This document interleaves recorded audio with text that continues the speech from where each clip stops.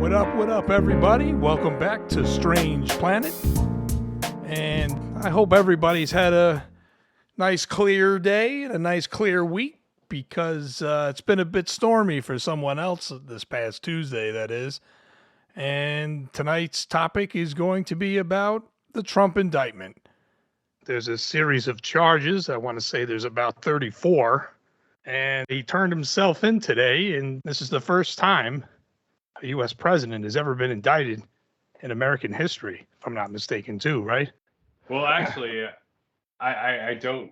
I think as far as indicted, yes, but in terms of being charged with a crime, I heard it reported that Ulysses S. Grant, after he was president, got pulled over for speeding in a horse and buggy. Are you serious? Yeah. So I never knew that. That was the last time president was charged with a crime, I guess. So not even Nixon in that case. Right. Nixon was never charged. Yeah, he resigned before they could stick charges to him. Right. Well, right. They could have charged him, but he was pardoned by Ford. So. Wow. Now we can rename the acronym, and it could just be "My ass got arrested," couldn't we? At this point. That's a good one. Because that's pretty much where we're headed. And I think people don't realize that this is technically all the Stormy Daniels, the hush money, this entire situation that happened today, correct? Correct. Yeah, right. But I think people don't realize that there are a series of other things that he can also be indicted for. So whether or not the outcome of this, is what you would assume it would be, which is that he's guilty and he's going to end up having to face the music here, there could be more and should be more coming from the information I've been collecting here. So, yeah, got a feeling he's going to be in court quite a bit at this rate. But what do you guys think about all this chaos that happened today with this jackass? Well, I mean, if you really want to talk about like him, getting what he shows, it's just like if he gets pinned for everything, all the 34 counts that are on him for this Stormy Daniels situation, he's looking like over 100 years in prison, I think it is. Really? Yeah. Good. Well, there's 34 charges, and they all stem from different acts that he committed around these payments to Stormy Daniels. They're all like, it's going to be hard for him not to get convicted, I think, of at least one of the 34, if not several or all of them. Right. Because they're all just different incidents of him, committing this falsifying business records, which is a crime. Okay. As much as people who support Trump want to say, oh, this is politically motivated, blah, blah, blah, blah. Shut the fuck up. It is a crime to falsify business records. Okay? It's a crime. Against the law. He doesn't get away with it because he was president or that he's running for president. It doesn't matter. You cannot falsify fucking business records, okay? Now, the reason that it is even more serious is because, according to the theory of the case, he did so in order to influence the election. He made this payment like a month before the election. Now, This affair happened like years ago, like in the mid-2000s, okay? Tells you how far it goes back. So he didn't make this payment until a month before the election. That is damning, okay? Seriously. He didn't want it to come out, even though to his supporters it probably wouldn't have mattered. I mean, going back, you think about it like, this is the guy that said grab him by the pussy, and, he was filmed in all types of situations where it would just be utterly embarrassing for any other candidate. But, maybe this was the thing to sink him, the porn star. So he panicked probably and had Michael Cohen, who has served jail time for this already. That's true. Pay Stormy Daniels, and then he reimbursed Michael Cohen and lied about it on his business records. And so these are submissions to the state of New York. And in doing so, he committed multiple felonies. You see, like the domino effect that created, almost in a sense too. It's like one opened the door to another, and then one thing led into the next. Yeah. So, it's going to be interesting to see. This is just the first of probably several legal challenges for Trump on his way to the nomination for the Republican Party for president. This is going to be just the first hurdle, but he's also using it politically. Even before these charges were unsealed, even before that, Trump was going on social media and, whoever, would put a camera on him saying that, it was politically motivated. They're not coming after me. They're coming after you, meaning Trump voters. No, Trump voters did not fucking falsify business records. They did not pay fucking porn stars off. The hush money, right. He did, not them. His supporters didn't do that. I mean, I don't know what they do in their personal lives, but this case ain't about that. Exactly. It's about acts that Donald Trump committed that violated the law. So you can't really, either the president is, or a former president is above the law, or he's subject to the law. You can't have both. Exactly. And so there's nothing politically motivated about charging a person with a crime who broke a law. Okay? They couldn't do it while he was president because apparently that's off limits. Yeah, they won't indict a sitting president, right? That's another issue for another day. I agree. Department of Justice issued some guidance that sort of deters our criminal justice system from going after presidents, sitting presidents. I don't necessarily agree with that. I think either. That if, as Trump said, he shot someone on Fifth Avenue, he should be subject to the law just like any other person for shooting someone, okay? Like, I don't think that the president is immune to prosecution. They shouldn't be. And no matter how rich or poor someone is, it's the same concept, too. There may be, while the trial is ongoing or whatever, maybe the vice president has to step in and run things. But I just don't think that being president immunizes you from criminal charges. Couldn't agree more. Especially a former president. He's not even president. He has no power. That's why he was hauled before a judge today. He has zero government power right now. And, we better hold him to account because I if agree. he gets in office again, there is going to be retribution. He is going to, as he did when he was president, he is going to use his power and abuse it to seek revenge on his political opponents. That's the kind of character he really is. That's part of who he is. He's a scumbag, like a sleazeball, always quick to, screw someone over for his own benefit. You know what I mean? This is, I hate to say it too, but as like New Yorkers, man, like we've known this. This isn't really like a surprise that he's this big of a scumbag. Just the question is how he's gotten away with it for so long is unbelievable until now.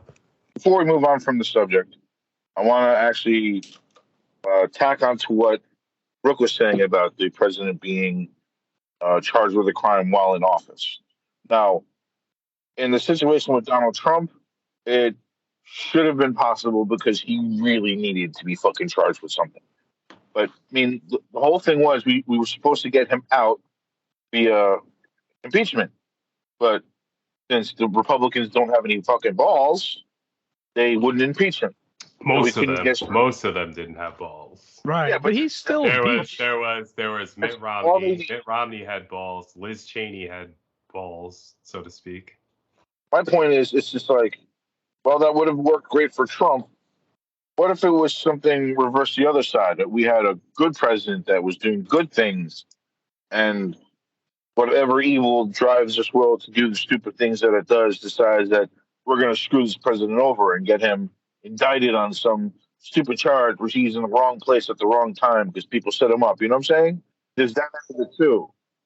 And so while it would be nice if the president's breaking the law legitimately, that we could do something about it, I don't know. I still feel like the impeachment is the way to go to get that done. Well, technically, he still is a two-timed impeached president. So, like, that's Well, not, it's not, that's it's not not necessarily, but that impeachment doesn't always necessarily mean that you're going to be removed either. I mean, one would think that that's what's eventually going to happen out of just, decency, but this is not that kind of situation. I mean, that wasn't that kind of situation, clearly. I mean, look what we're dealing with. No, I mean, it's a very tall order to remove a president from office because you have to have 2/3 of the Senate vote to convict him. Right. And that wasn't going to happen. That is a supermajority that, couldn't get enough Republicans to even consider that Trump was guilty of the charges in the impeachment documents.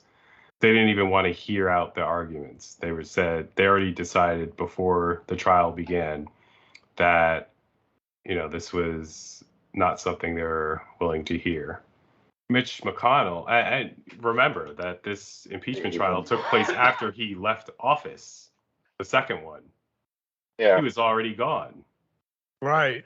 And so, because Mitch McConnell refused to hold the impeachment trial while he was there as majority leader.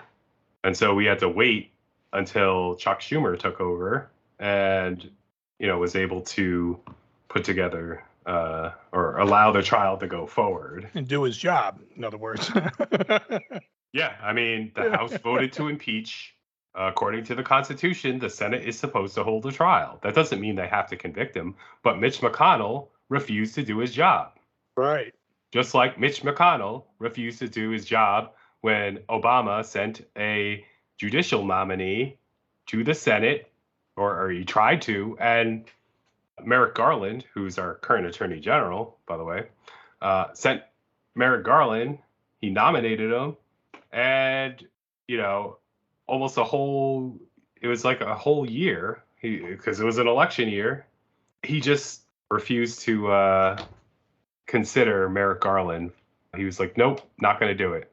And then later, after Ruth Bader Ginsburg dies, I think it was a couple of months before the election, guess who gets to nominate another justice? Trump. And right. Guess who agreed to hear it? Mitch McConnell. So they stole the seat, basically. Right, but you can't have it both ways. You can't say that Obama can't nominate justices almost a full year before an election. Right. And then a few months before an election. I think it was even maybe around 1 month. It was in the weeks prior to the election. Ruth Bader Ginsburg dies, and the Republicans, Trump nominates. Her name is not even worth remembering, but it's Amy Coney Barrett. I honestly don't think much of her, so I won't say anything more. But her let's just say her credentials weren't stellar.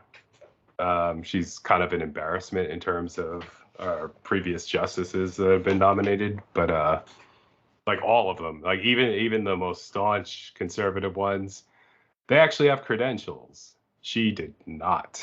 Which made perfect sense for the time being, if you think about it, because basically almost everyone in that camp didn't belong. So, you know what I mean? No, but this was if you take a look at the educational and experience pedigree of every Supreme Court justice that preceded Amy Coney Barrett, she's wholly unqualified. Wow. It's just an embarrassment. But, I guess he has the right to nominate whoever they want, and so do the Republicans have to confirm her. But they should not have had the right to not consider Obama's nominee in Merrick Garland, which, that should have balanced the court out a little more. But Republicans, they don't care. They just don't care. They don't care about adhering to the law because there's no one to really enforce that. Mitch McConnell, he's a Senate Majority Leader. The Supreme Court itself doesn't really get involved in that type of dispute between the branches like that. The Supreme Court doesn't get involved in those type of disputes between the executive and the legislative branch because of what's called the political question doctrine, where if it's something that is within the realm of politics in terms of whether or not another branch can comply or not comply with a specific constitutional provision, the Supreme Court sees that as an unenforceable provision of the Constitution, basically. It's basically a scout's honor that that branch is supposed to take charge of that issue and protect it. And Mitch McConnell, as Senate Majority Leader, failed.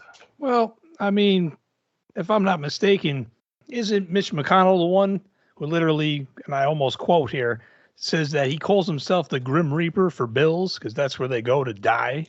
Because, like, if that's the case, too, look what we're dealing with here. Like, talk about people that don't belong. I don't know what his qualifications are. I'm sure it's probably better than Amy there.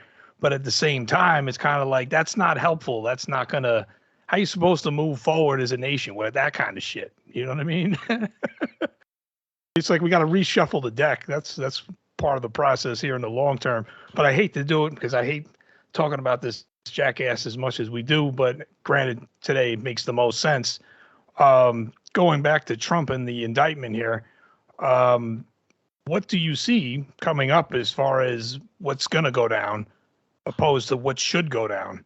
Well, I mean, obviously it's going to be not a swift process. There's definitely, a lot of wiggle room that the president has in terms of trying to delay as much as possible by means of motions or, basically any type of dilatory tactics he can engage in to push this off further and further and further so that when the election rolls around, he might still not be behind bars. He wants to push this out as far as possible and to galvanize his base as much as possible, because really his ability to stay out of prison is predicated upon mostly him being reelected, but also possibly the Republican Party being elected to the White House so that they can give him a pardon. Now, actually, if New York convicts him, they can put him in a New York prison, and there's nothing that a sitting president can do about it. You can't pardon a sitting president for violating a state crime. Right. The presidential pardon power only extends to federal law. And so he's in a bit of trouble with this one if he gets convicted. And in terms of years, it's a bit tough with all those 34 indictments, but it could be a significant amount of time. He doesn't have to serve it concurrently. It would be consecutive terms, possibly, which means back to back to back for each count. So that could tack on years. Or there's no mandatory sentencing, though. So he could actually get nothing. You could argue that this is his first offense. Well, the first one he was fucking nailed for. But you could argue that this is his first offense. And since he's a first-time offender, he's new to the system, blah, blah, blah. Let's, give him some probation and let him go on his way. But I think that the way that he conducted himself throughout this process so far, like even before seeing the indictment itself unsealed, right? Right. He criticized it as being politically motivated, as unfair, and like he not tweeted. He put it on Truth Social, a picture of himself holding a bat next to a picture of Alvin Bragg, the district attorney who is investigating him and convening the grand jury to decide whether to indict him. Like, that is behavior that is unacceptable in this country. And yet, isn't that like, something else that can also use? Because like you can't really do that either. that's potentially something that could be looked into as well as in terms of an additional charge. But, Donald Trump does things in a way that he, like Michael Cohen said, he says things in a way that, are borderline legal, but the people on the receiving end know exactly what he means by it and know exactly what to do and how to respond to it. And so, this is, kind of pushing that line. And it's right up on that line. Now, he's tweeted other things like threatening violence and I don't want to get the quote wrong, but he threatened violence and turmoil in this country if he were indicted. He threatened Donald Trump Jr. actually put a picture of the judge's daughter. Okay? What? The judge's daughter, the judge of that he just went before. Are you serious? He Donald Trump Jr. put up a picture of her, accusing her of being, campaigning for Biden and Harris. Like, what the fuck does that have to do with a judge who was, that's his courtroom. He's assigned a case. It's not like, this judge got to like pick the case or whatever. But, it's just like, it's a clear intent to intimidate a judge who is presiding over the case. Well, there's no question at all there. That's just another wrinkle of it. Now it's Donald Trump Jr. and not Trump, so you gotta, try to establish evidence that Trump had something to do with it, and his son didn't just act on his own volition, which we know he probably didn't. But it's just, this is a crime family that needs to be brought to, like, if we don't hold Donald Trump and or his family accountable for what they've done, then this country is over. As a country, basically. In terms of rule of law, we're done. As a country, in terms of liberty and justice for all, we're done.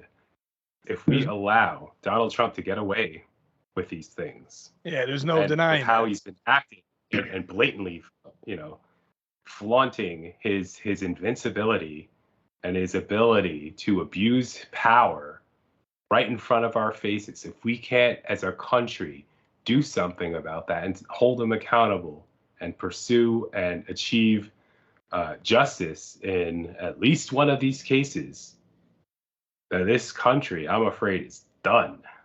And Trump Jr. doing that bullshit was clearly a ploy to just try to rile shit up. You know what I mean? And it was like relevant, obviously, too, pretty much. But like, that's clearly what he was trying to do. Just like the photo against the DA there. You know what I mean? Like, right. Yeah, that's all that is. And like that, this is all intimidation tactics. And we saw what happens when the president riles people up, when he galvanizes people to the cause of this election being stolen.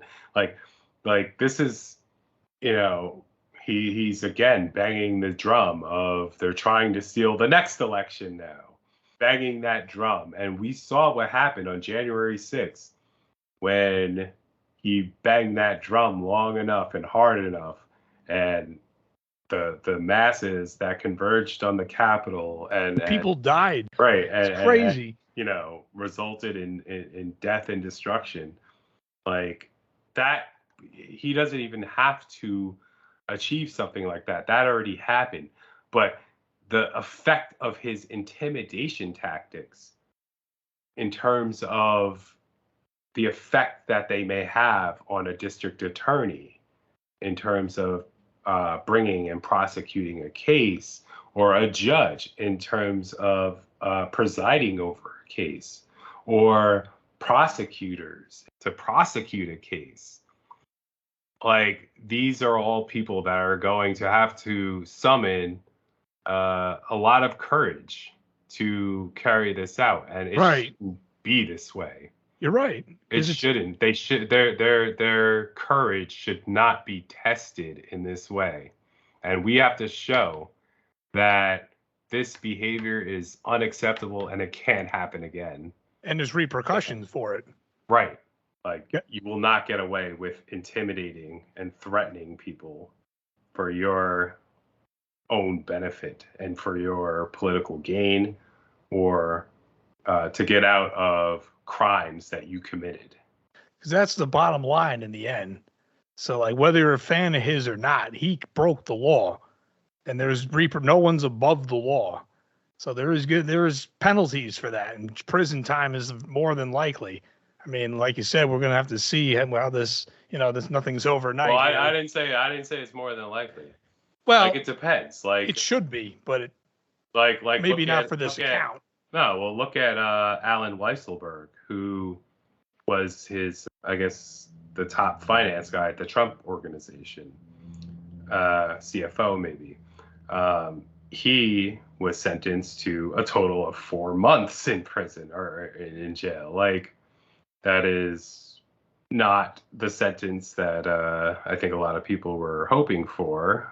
But I guess he cooperated somewhat, and so they were a little lenient on the sentencing. I still think it should have been more, but in terms of Michael Cohen, I forget how long he went to prison for, but it was over a year, I believe. But he's out already, and so depending on, like, this judge has a decision to make. If in fact he's convicted of one or more of these crimes, this judge has to decide what's the proper penalty. And that's who you listen to in the end, too, what the judge ends up saying. Because I'm sure he's going to spew a lot of crap on his Truth Social bullshit, and you're going to see a lot of even more bullshit probably on the internet itself. But the only thing I was going to add, though, is regardless to the outcome, if it's not in his favor, it's going to be rigged. You know what I mean? Or it's rigged against him. So get ready for that. He's already said that it's rigged before he even saw the judge. I mean, you see what I'm through saying? Donald Trump Jr. Like, his daughter worked for Biden Harris, like, as if there's some kind of internal connection, right? Who knows if that's true or not? But it's probably not uncommon for a daughter of a judge or some other, government official to engage in political activity in support of a candidate. That's like, that's not uncommon.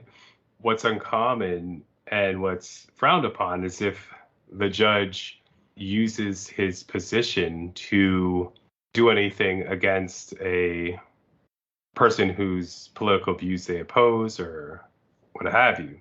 And in that case, a judge, if there's an appearance of conflict of interest or whatever, then the judge would recuse him or herself. That's in theory, because we've already seen justices on the Supreme Court who, are conservative justices. They don't recuse themselves, from political things that they're involved with. They don't recuse themselves from cases that decide the outcome of this country. So, but in any case, it all depends on what this judge does in terms of sentencing.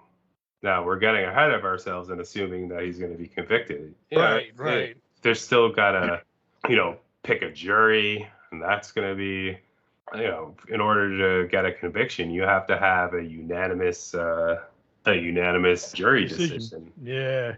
And that's never easy. There always could be that one holdout juror. Right. And so it's not guaranteed. There could be a silent Trump juror that just doesn't want to convict Trump. And that's always a possibility. But See, granted, the information we know and we've been hearing so far up to this point, that's probably why we're also leaning towards the fact that he probably should be convicted, because it seems to be all the fingers seem to be kind of pointing well, in I that don't direction. know. No, well, But so the justice system has already determined that crimes were committed in relation to this. Michael Cohen has already been to prison for this. Okay, right, a jury found him guilty and sentenced him to prison, and he served in prison for these very same activities. Now the person for whom these activities were carried out is on trial. And so we basically need to have the jury find the same facts that the other jury found and find that Trump is culpable for his participation and even his direction in terms of producing this activity, this illegal activity. And I think, whether we're talking a few months in prison or years or the rest of his life, that is on the table right now. right, as it should be. That'll largely be up to the judge if, in fact, some of these charges are convicted upon.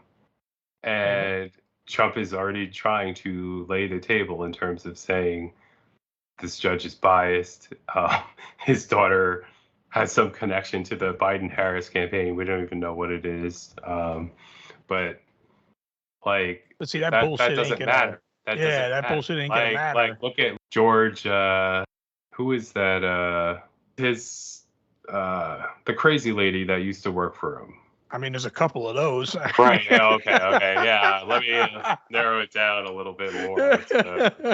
Kellyanne Conway. Conway, all right. And George. Grateful Dead. Right? Yeah. Like, Kellyanne Conway, big Trump fan. George Conway, not so big Trump fan.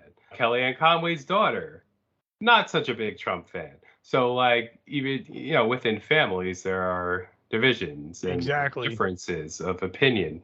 And so for Trump Jr. to post, this judge's daughter's picture, his father's supporters' hatred and animus and energy towards her, that is a direct threat to this judge.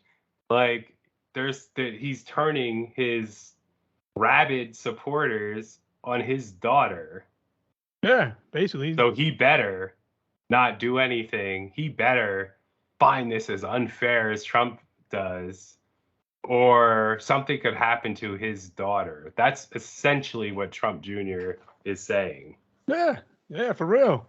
And so there's going to have to be a lot of courage on the part of the judge, and the prosecutors, on DA Bragg.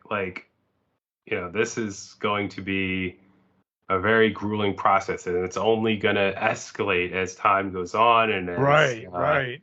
The election draws closer and he draws more desperate to win back the White House so that he can secure his freedom. But you figure right now we're just teeing off. This is really just the start of everything that's going to come. Right. I mean, we have to show as a country whether we're going to allow, the Republicans in Congress, they already decided that abuses of power by a president of their own party are fine. They're okay. I mean, clearly, shit about them. Yeah, they've been pretty quiet about that. We have to decide as a people whether our justice system is going to allow abuses of power to go on like that. Right. People have to be held accountable, because if they don't get held accountable, this country's done. We're done for. We're no longer going to be a democracy. Yeah, it's going to seem like anything goes. It'll be like the Wild West for a little while. It's going to be crazy. Exactly. And that's why, actions need to be made, even if you don't want to make the country look bad or whatnot, indicting a sitting president or whatnot. In the end, what needs to be done, regardless to who you're going to piss off. Look at Israel. I honestly don't know how Benjamin Netanyahu is still the fucking prime minister. I think he was out and then he came back in. But they indicted him while he was prime minister, and his country's always in a hostile state of conflict with Palestine and basically all the neighbors around Yeah. Iran and like Syria, like that's a whole dangerous area there. And he was indicted, and I don't know what happened, but he found himself back there. But at least they indicted him while he was there, Right. They took action, Right. Like a president, a leader of a country should not be above the law. They're not, and Yeah, we no have to one demonstrate is. that. Exactly. Now, the Republicans failed to do that. They failed to hold him to account for the most part. Like I said, Republicans like Mitt Romney and Liz Cheney, they deserve a lot of credit because they did not win any points with their party or their base for speaking the truth. Right. They stood and up. for taking action in relation to their conscience and the facts. Speaking out. Yeah. Well, not just speaking out, but actually voting to convict the president of Right, the crimes right. that he committed. And, Liz Cheney paid with her seat for that. She's, no longer in Yeah. office. That's true. Yeah. That doesn't show you the cult-like behavior too there, though, right? Right. Like she deserves, a huge debt of gratitude from this country because she didn't have to do that. She could have. Her last name is Cheney. Right. And she was a senator from Wyoming. She could have stayed there until she died. She could have had that seat. Pretty much. Yeah, but she wasn't going to have it. She chose Yeah. to speak up and to vote what she saw as the truth, and she paid for it.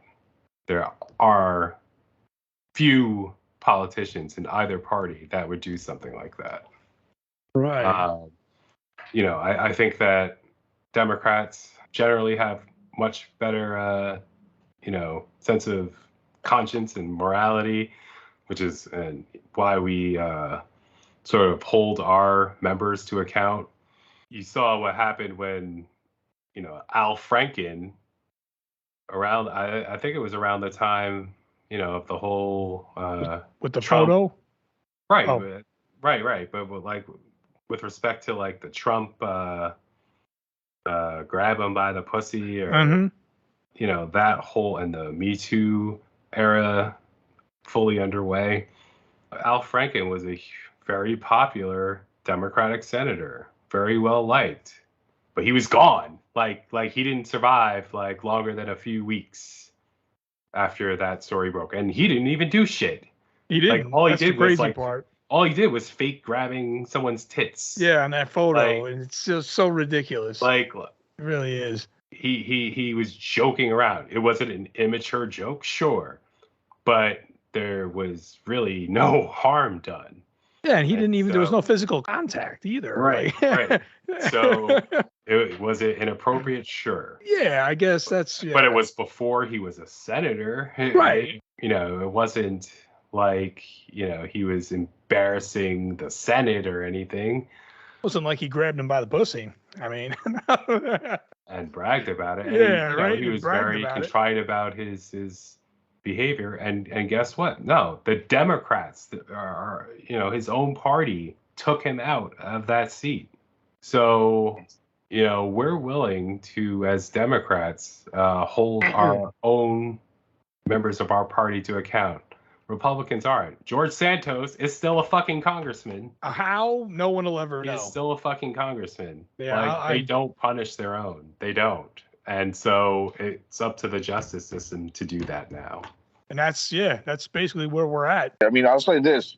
Al Franken, did you see him on Daily Show? Part of it. It was pretty funny. Isn't he a comedian? Yeah. He was originally a comedian. I think he was on Saturday Night Live, I think. That is true, actually. I didn't know that. Yeah, he got his chops in comedy and switched over to politics. Politics. Interesting. Let me tell you, I always had respect for that guy, too. I'm not going to lie. Yeah, I mean, he was definitely, it was funny. I actually, and I'm sorry to say I never read it, but I purchased his book like a couple of weeks before he that whole story broke. And I was like, well, fuck, I can't really take advice from him now. But no, Well- I still, you know what?